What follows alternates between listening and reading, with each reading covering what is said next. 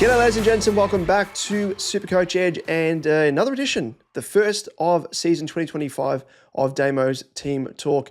Always a pleasure to have your company, and we are here to, of course, review how I performed coming out of round one. Geez, it's good to do this again, and just excited really for the next 22 weeks to come after this. But as we know, the buys do take effect from here on out. So something to factor in, of course, which did surprise me when I opened my team and realized, there's a dot here. What's that for? Of course, the buys. But without further ado, let us jump across to my team. And of course, if you are tuning in for the first time, or if you're a relative newbie and you have enjoyed our content that we have been putting out across the preseason, feel free to let us know that you are enjoying it by subscribing, giving us a like, and of course, hitting that notification bell to be notified of when the newest content on our channel does drop. So let us jump across now to see how we performed in round one. As you can see there, scored a 2,114.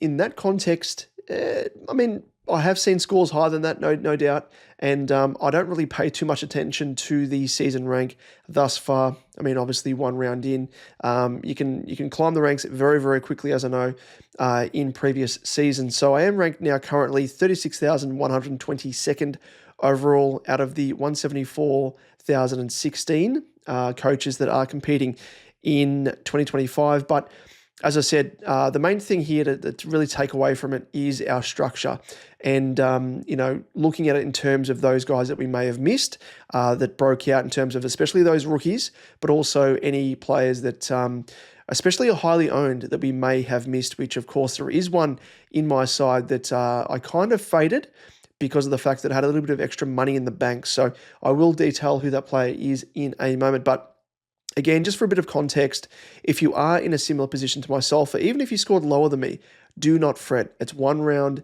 into the season. And as I said, you can climb the ranks very, very quickly. So please have faith. The main thing here is that you have a team that has the correct rookies, or correct cash cows in this case, because that really is the cornerstone of being able to build a successful team and being able to upgrade over the course of the season.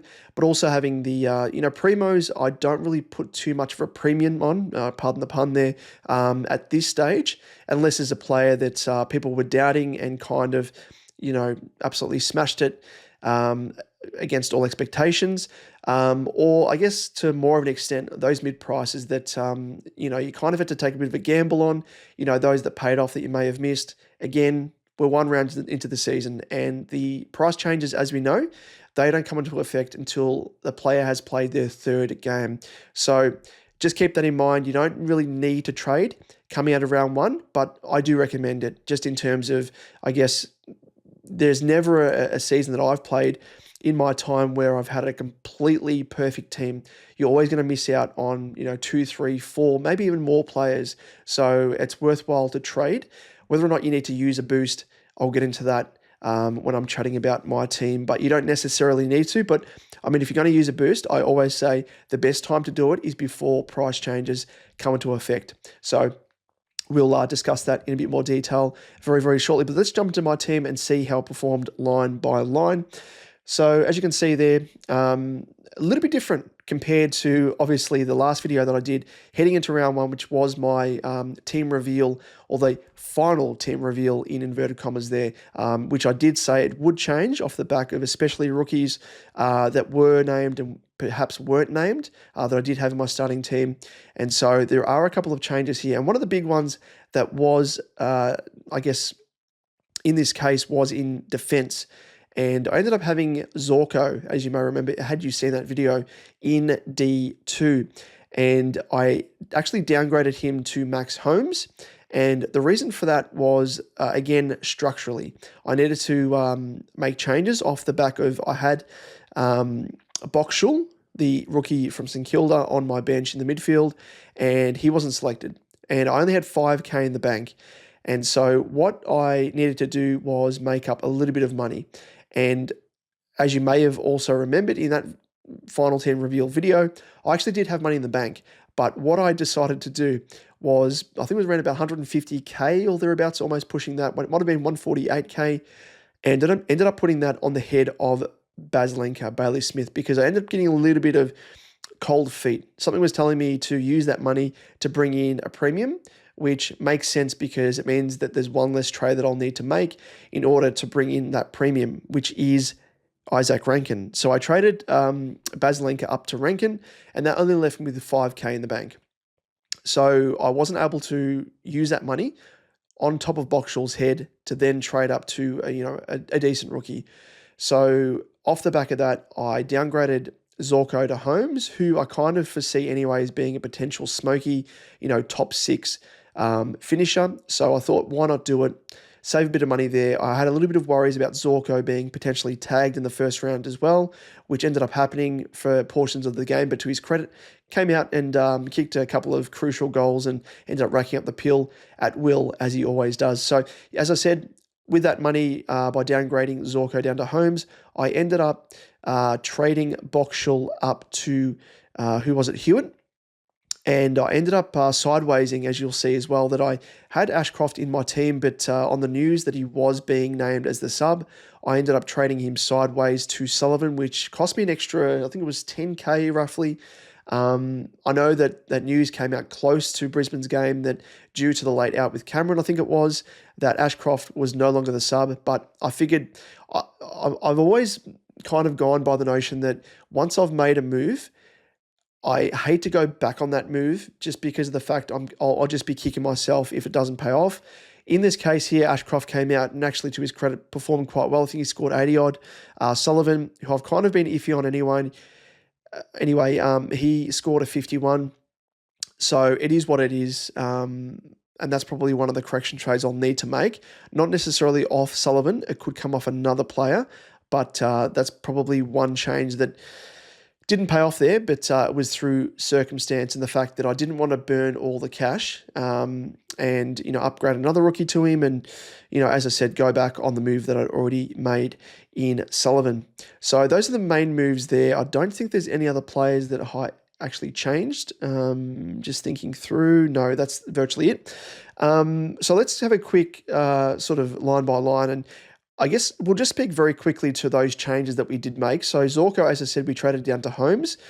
Holmes scored a 125, and I think Zorko, he ended up scoring a little bit more, 139. So I ended up losing 14 points there, but in the grand scheme of things, isn't the worst because it's given me money in the bank. I've also had 54.1K in the bank, and this is another reason why I made this move. So I like to sort of do things with a couple of reasons behind it, and obviously making bank to then upgrade Boxall to another rookie is definitely one, but to then have that excess cash, the reason I did this was because of the fact that I've had a little bit of quiet confidence in Sanders, I will admit, as one of my mid-price sort of gambles, but I wanted a contingency here. And as I said, I ended up trading Bazelenka or upgrading him up to Rankin before round 1, and I wanted money in the bank in case Sanders sputtered it and in case Bazelenka, aka Bailey Smith, killed it. So that actually happened. So Sanders, he looked pretty ordinary, I will say, more so due to role. And I think that's probably the one thing I'm looking at is opportunity and role. He got opportunity, but limited role in the midfield. There was a chunk of time there where he was actually pushed up forward and wasn't given those CBAs that I was hoping that he would get. And again, this was one of my main worries going into round 1 and selecting Sanders was the fact that we had to rely on the goodwill of Bevo, which I think is, a gamble in itself. So Sanders, I don't think that selection is going to pay off. He may actually come good, in season. He may get those extra CBAs and he may actually start popping off and taking that next step, which I think he probably has in his game. But when you're being held back from the coach, you just don't know when the opportunity is going to come on a consistent basis. And I thought it may have in round 1, given the fact that, there were a couple of guys underdone, especially, Ed Richards and stuff, Bont not being in the team, Treloar not being in the team. But the fact that he still didn't get the opportunity that I thought he would off the back of those injuries says to me that I don't think he yet has the role. So I can say with a bit of confidence that off the back of that and the fact that Bazelenka smashed it in round 1 and, he's never been a really good user of the footy, Bazelenka, but he had the role and he looked really good in Geelong's side. He fits so well cohesively. And for me, I think that's a bit of a no-brainer. So Baslenka is definitely one that I want to bring into my team. And with that 54.1K, sorry, I'm kind of jumping ahead here and going into my trades, but I just wanted to kind of give a bit of context as to the moves that I've made and the reasoning behind it. So this was the reason here, 54.1K. If I add that onto the price of Sanders in order to get Baslenka into my team, this is what I'll be left with. So Bailey Smith, 147. It would leave me with 4K in the bank. So perfect planning. And that's what I always say when it comes to, having enough money in the bank. Going into round one, it can be so crucial in making those, ever important corrections before price changes. So that there is something that I'm patting myself on the back for, because I planned for that ahead of time. And I foresaw that potentially Sanders, the Colonel, didn't go as well as what I thought he would, and vice versa. Bailey Smith could have smashed it, which he did. So that is kind of one move that I'm looking at making, but I'll get into the trades a little bit later. And as for, the trade or the shift, I should say, because it wasn't a trade, the shifting of Baslenka to Rankin, I'm so thankful that Rankin scored a 128, because Bailey Smith, as you just saw there when I had it on screen, if you're watching us on YouTube, scored a 147. So I've only missed out on 19 points really in that move, which is totally fine, because I've already got a primo in my team, and it's much for muchness here. I'm still using a trade to bring Bailey Smith into my team, whereas if I started Bailey Smith, I would have had to eventually have traded him, I think, because I don't really see him as being a keeper. I would have to trade him up to Rankin anyway. So at the moment, I've lost 19 points, and I'm going to be using a trade that I would have used anyway. So nothing really lost, nothing gained there. So that is sort of my thinking behind that, and that's been totally fine. Much like Holmes, lost, a few points there with regards to not having Zorko on my team, but I think Holmes will be a keeper, and he's looking very, very sharp at this stage. I mean, it's only round one, but he's looking very, very good. So let's go line by line very quickly and just recap things. So Sheasel, 106, looked pretty good. Just Sheasel being Sheasel, so happy with that selection. Spoke about Holmes, 125, kicked a couple of goals, pushed forward at stages as well, and really has that presence in the engine room as well. Let me just have a quick look at his CBAs. So the word was that he's going to be pushing more into the midfield and getting those CBAs, which he did, because he had 62% CBAs, the second most behind Tom Atkins, discounting, of course, Sam DeConning in the ruck. So really, really pleasing role there, and happy with that selection. Moving back to the defense, and we have Jaden Short. So he was my D3 and is my D3. Only scored the 83, but I will I'll cut him a little bit of slack because of the fact that they played my ridiculously bad mob in Carlton, and it was really from from quarter three onwards. He was kind of starved of the ball because the ball just didn't get down there into Richmond's defence. And he kind of had to push up the ground in order to get those points and disposals and possessions. So we'll see how he goes in round two against Port Adelaide, and make a bit of an assessment there. But I am wary of him because he has burnt me so many times in the past. But I'll give him a stay of execution at least for another week. Matt Roberts, 95, started very slow, wasn't really taking many kickouts from what I saw. Let me just have a quick look at that on DFS Australia, because I mean, again, role is king when it comes, especially to the early rounds, making an assessment as to whether or not a player is fit to be in your starting team and assess from there. So in terms of kick-ins, Blakey, no surprise here, had 7 of them, and Matt Roberts had the equal second most with 3. And interestingly enough, Riley Bice, who was subbed on, I think in the third quarter it may have been, maybe even the fourth, had the equal second most with 3 as well. So he looks to be another player, and he looked really good to the eye as well, potentially another cash cow that we could look at over the coming week or two. And, I mean, he could be another one that cramps the style of Matt Roberts. But the one thing I liked with Roberts is he was kind of the second or third link in the chain when they were kicking out of defence, and kind of got his opportunity through there. And, I mean, looking at round 0 as well, Blakey had 10 kick-ins to Roberts 1, and Florent also had 1 as well. So I mean, it's a small sample size, of course, but it doesn't look as though that Roberts will be, having much of a dent when it comes to kick-ins. That looks to be Blakey's domain. But in terms of 95, a score, pretty good for his price point, obviously, 434.8k, break even of 23, so he will more than likely go up in price. Now moving to D5 and Harry Perryman. He only scored a 62, played largely a negating tagging role more than anything in the engine room. And the thing is, I think he was kind of lined up with Horn Francis at stages and, used him as a bit of a negator, did McRae. Hopefully that changes, and because, his defensive side of his game is his one wood. That's no surprise there, and kind of that was leaned upon in his time at the Giants. But you really like to see a bit of a balance there.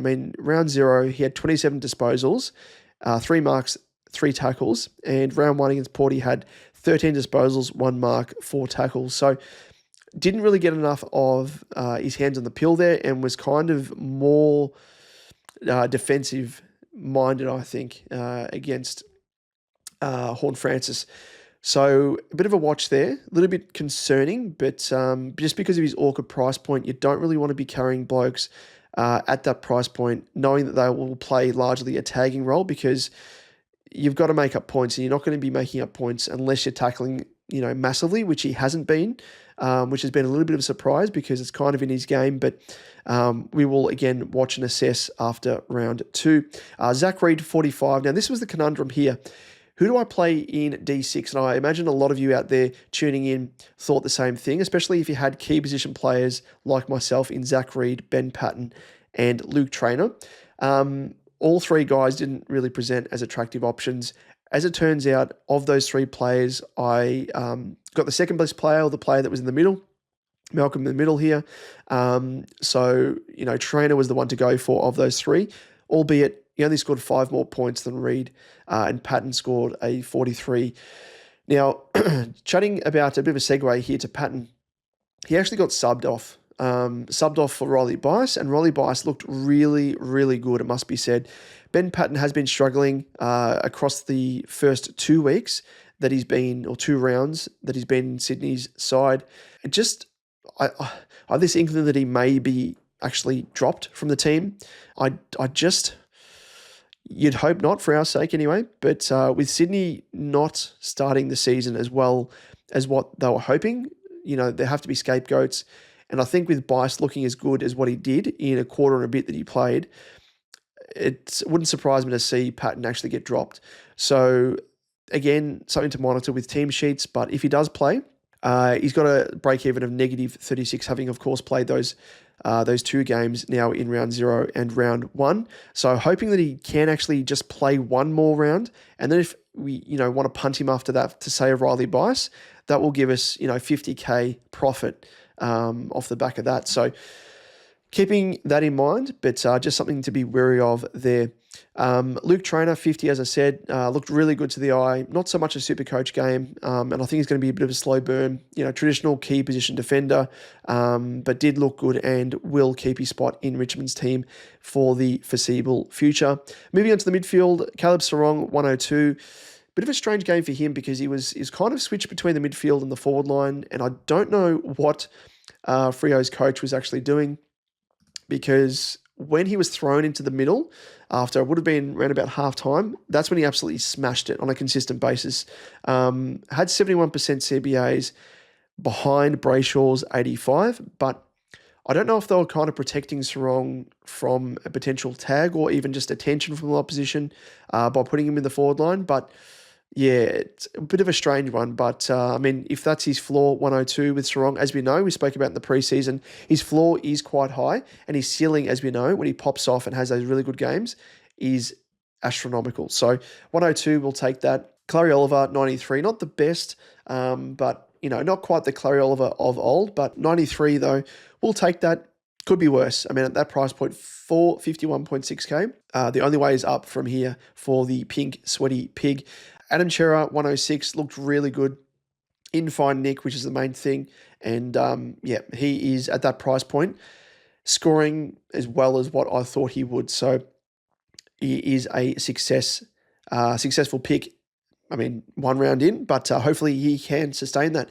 Finn Callahan, another one as well, another mid-pricer. Mid-pricers galore here.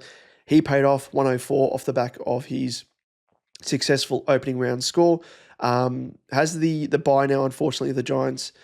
So that's the one drawback with him, but we'll ride the wave. Of course, it is best 18, so we're only missing him of our best on-field scorers in terms of players on the bye, so we'll take that. Rolly Sanders spoke about him, 64, just didn't get the role that I was hoping, was pushed forward way too much to really, that kind of put a cap on his score. And the 2 goals that he did kick actually saved his score because he was on around about 9, I think, at one stage. It may have been approaching halftime. He was in single digits and it wasn't good at all. So I'll take a 64 in context of how bad it could have been. But yeah, just hasn't hit the mark, unfortunately, the Colonel. Finn O'Sullivan scored a 51, was okay without, shooting the lights out. That higher price point, obviously being a higher priced rookie or cash cow, does mean that he has to average a bit more compared to those lower price cash cows in order to make the same amount of bank. So we are considering that and factoring that in to our decision making as to whether or not we actually trade him out. But as it comes to all rookies, we want to give them 2 weeks. 2 weeks, as they say in in Total Recall, because it is a little bit unfair to really cut them off the back of 1 week because they're still getting a taste for senior footy and we don't yet know if their role is solidified. So we really need to keep that in mind. Speaking of rookies, though, that did score well, Nathan O'Driscoll, another higher price rookie that we took a gamble on, 91, looked really, really good, was everywhere, ran through the middle, went along the wing as well, his usual role, and looked really, really good. So happy with that decision to select him there. Elijah Sartis, he's an interesting one because he only scored the 50, and I have seen a lot of people on Twitter blowing their tops over this, and understandably, yes, because he is a high-priced rookie, but there is a bit of context here, and I will draw your attention to the CBA stats for the Dons first and foremost. He had 61% CBAs, which is a very good positive, a very big positive. Had the second most behind Caldwell with 67%, and Nick Bryan we won't obviously count because he is a ruckman. So at least that's a big positive there with Sartis. The one thing that I guess was a drawback for Sartis was the fact that he wasn't given time on ground. He had 57% time on ground, which is incredible considering he wasn't the sub. He may as well have been the sub.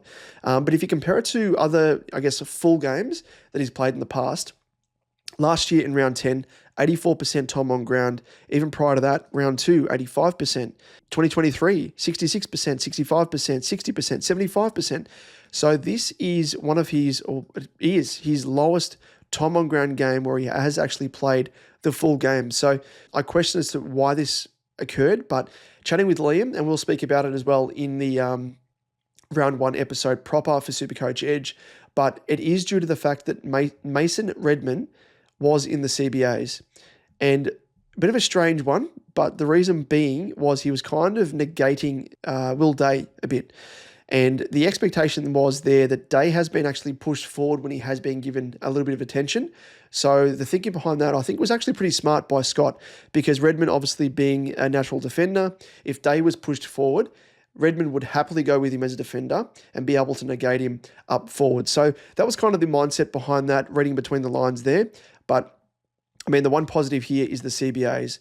When he actually got the CBAs and the time on ground, he actually scored quite well in the back part of the game. So, again, just give him another week. Give him one more week. There's no harm in actually just waiting and, don't go prematurely. Because if I have a look down here now at the current trade outs, the most traded out, Elijah Sartis is the third most traded out of players in my team, which is just crazy.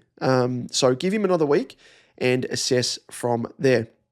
Moving on to the bench, we have Mitch Nevitt, 82. Had a slow start to the game, but to his credit, he came to life and looked really, really good. Had 11 tackles, which is a big part of the reason why he was able to score quite well. Still had 21 disposals, 2 marks, and 2 free kicks as well. But the tackling side of his game was incredible, and we always love those type of players, as you know, if you've tuned in to our content before. Elijah Hewitt, he was my player I brought in via Boxall, given Boxall wasn't selected. Scored a 52. I was a little bit worried, and Liam ended up selecting Hewitt as well as a bit of a late change. I was worried with the fact that he may have been subbed off in-game. Luckily, that didn't happen, but due to, I guess, lack of fitness, that's kind of the main reason why I was worried. Still played 93 minutes, which isn't bad at all. And the main reason why I like him as well is because he is a DPP player, a dual position player. Sorry, I just said DPP player, which makes no sense. It's kind of like saying ATM machine. Anyway, discount that. He's a DPP, a dual position player. So 52 will take that. And once he works his way into fitness, he will look even better for the run. So West Coast, in terms of CBAs, he only had 23% CBAs, but you'd think that will be dialed up once he gets some extra mileage into the legs and gets a bit more fitness behind him. So happy with his selection. Lucas Camporelli, 56, looked really good. Probably one of our better performances for Carlton, which speaks wonders to how shit the rest of the team was, but really has that wing roll sewn up, I do think. Has that leg speed, that endurance, that ability to run up and back. And, I was impressed because he got himself into positions where he actually looked pretty good. So happy with Campo as a cash cow as well. Moving into the rucks, and we have Cherry with 122 and TDK DeConning with 148. So happy with both of those boys, and Boyd on the bench with 63. Moving on to the forwards, and we have Horn Francis with 83, and Rankin, who was my late switch from Baslenka, scored a 128. Jack McRae, 127. As we said, Liam and I should be in 100% of teams. So if you haven't got him, prioritise getting this bloke in. I know you're wasting a trade. We told you not to do it. We told you not to fade him because you would have been wasting a trade. But if you do fall into that category, bring him in. Just chalk it off as a must trade. Must trade in. Caleb Daniel, 81. Not too bad for the price point, obviously. Pal Pepper. He was the major disappointment, I think, of the round. 18. I mean, we spoke about him in terms of his consistency, being able to score 60, 70 odd.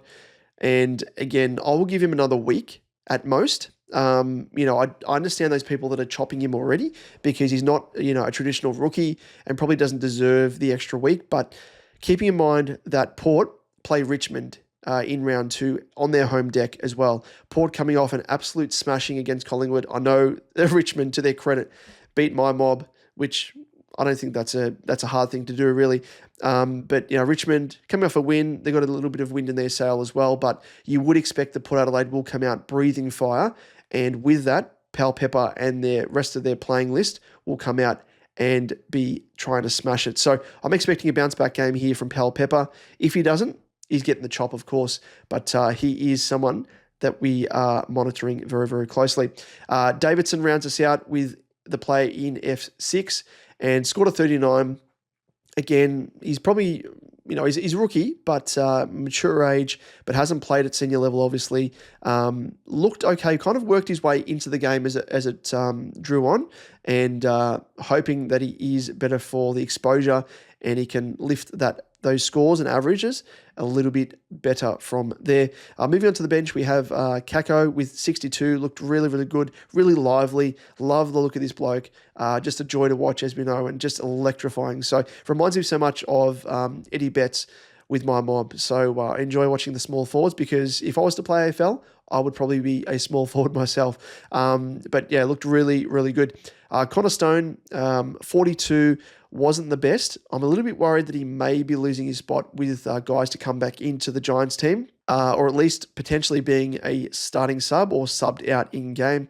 I'll have to assess, as to whether or not he is selected going into round 3 after the Giants bye. But yeah, it's just hard to say because, there are other options out that we can use him for. We can trade him to either another, potential cash cow rookie in the forward line, or we could potentially shift Hewitt into the forward line and then trade him for another juicy midfield rookie. So something to keep in mind, and we will assess going into round 3 and see whether or not he is selected.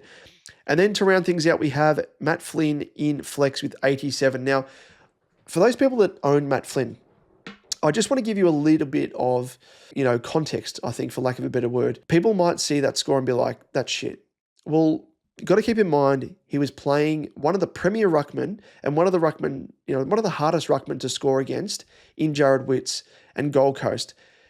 Traditionally, they have been so restrictive to ruckmen So the fact that he's been able to score 87, in my eyes, is actually closer to a ton. If that was another ruckman that was giving up points, say, the DeConning brothers potentially, he would be able to score much more than that. I think in terms of hit-ins, he got absolutely monstered. What did he end up having? It was 13 hit-outs. So, and I think Witts ended up having something ridiculous. What is it? 68 hit-outs, which I think is the most that he's had, Jared Witts, in his career. Just a quick glance through his, actually, I think he's had a 69, ding for two, one season. He had a 60, 69, round 23, 2019.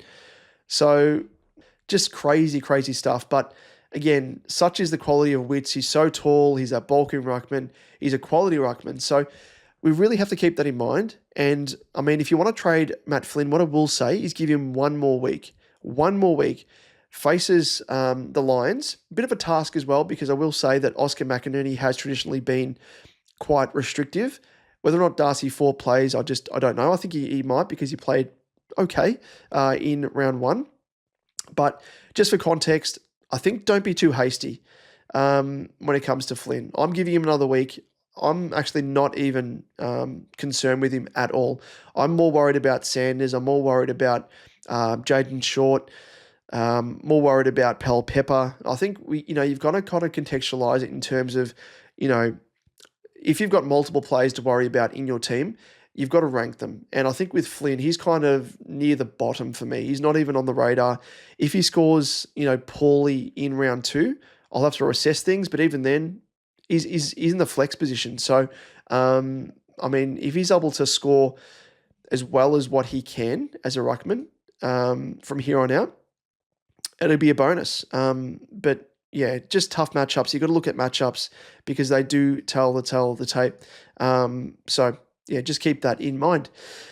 But that's my team. That's how I performed. In terms of trades, just ever so quickly, I spoke with Sanders. He's going to be probably the one trade that I make this week. The main reason being as well, I will say, is Bailey Smith is owned by 60.8% of the competition. And if Bailey Smith pops off again and I don't own him and I don't have a player equivalent to match that score, I'm going to be falling behind the pack. And I could already see those teams that have scored better than me. They more often than not own Bailey Smith. So that is part of the reason why I'm bringing him in. Obviously, it's, to me anyway, it's a failed mid-pricer in the kernel, which goes to a successful mid-pricer in Bailey Smith. 147 as well. Really, really good. His first game of the season, obviously, his break-even now is -2, but we're trying to ride him for a bit of a cash rise. So 147 does help our cause there. And the other benefit for Bailey Smith is the fact that he is DPP, forward midfielder. So what I'm looking to do as well, and what I'm kind of planning ahead for, and something that I do encourage people to do, is when you're trading players in, when you're working at DPP players and where they're positioned, what line. For me, for example, Pal Pepper, if he spuds it again in round two, the easy switch here is for me to go Pal Pepper, switch with Bailey Smith, and then trade Pal Pepper to, say, an Ashcroft or another, potentially Xavier Lindsay or the like. So something that I'm kind of planning ahead for, and something I do recommend you to plan ahead for as well. Don't just do a week at a time. Try and plan ahead and write down now, who are the players that you want to target that you don't have in your team in terms of the must-have rookies. So for me, for example, I am lacking, obviously, Bailey Smith. Sam DeConning is another one, potentially in defense, that I'm looking at very, very closely as a potential trade-in next week, but I'll opt to wait a week on that. Ashcroft is, in terms of rookies, Ashcroft's definitely one. Max Hall from the Saints is another one. And as well is Riley Bice. So in terms of guys that I'm thinking might go out, because again, you've got to think it in terms of, if you want to bring guys into your team, who are you trading out in return for those players? So for Max Hall, probably more likely than not will be either Pal Pepper or Connor Stone. Riley Bice will probably come via Ben Patton, and also Ashcroft will come either via O'Sullivan, Sartis, or Pal Pepper, I think, at this stage. So again, it gives me those options as well in terms of if those, those players don't perform to expectations, it allows me then to pivot to another player around about a similar price point. And off the back of this move as well, with the Colonel Sanders going out for Bailey Smith, it leaves me with the 4K in the bank. So I don't have really much room to move. And thankfully, I have structured my team where I have, those players that are suspect. As it turns out, they're at a price point where I don't have to put any more money on top of their head in order to trade them up. So Sullivan, I can trade down to Ashcroft. So Ashcroft is priced at 185. So I can easily make that move. Sartis as well, I could trade down to Ashcroft. Who else is there? Pal Pepper. He's he's actually 5K more expensive Ashcroft than Pal Pepper. So I wouldn't be able to make that move without another trade because I've only got 4K in the bank. I'll fall short by 1K. So I'd need to make a secondary trade, which in all likelihood I probably will. But then obviously Ben Patton down to Riley Bice. Riley Bice is 113.5K. That would give me roughly 20K off that move at the moment before Patton plays his third game. And then Stone, if I want to trade him out to Max Hall, who looked pretty good, 119.9K. So that would just virtually be a straight swap. Outside of that, in terms of structure of my team, I'm very, very happy with the way things are going. I would have loved to have had another Primo in my team, potentially a Rosie, who was in my team off the back of Butters getting injured, and I do think he is a very nice selection.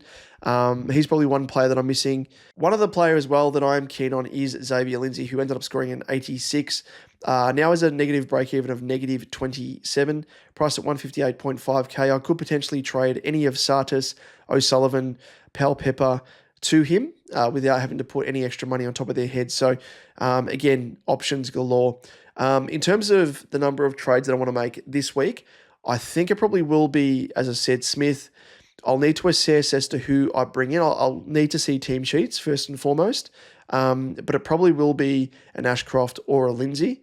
I just don't know who I want to get rid of as yet because, I like to give players a second week to prove themselves, especially those cash cows. So at this stage, I'll make that one trade with Bailey Smith, and I will look to work out as to who the next player is once teams are announced. But more than likely, it probably will be Patton. I don't think Patton's actually going to keep his spot.